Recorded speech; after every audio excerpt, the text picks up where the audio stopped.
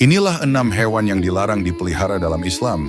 Nomor 6 ada di rumah kamu. Tapi sebelumnya, yang like dan subscribe video ini, semoga kelak jadi orang sukses. Amin ya Rabbal Alamin. 1. Yaitu anjing. Rasulullah bersabda, siapa yang memelihara anjing kecuali untuk menjaga ternak, berburu dan bercocok tanam, maka pahalanya akan berkurang 1 kilo setiap hari. 2. Yaitu ular. Rasulullah memerintahkan untuk membunuh ular yang membahayakan manusia. 3. Yaitu burung elang. 4. Yaitu tikus. 5. Yaitu burung gagak. 6.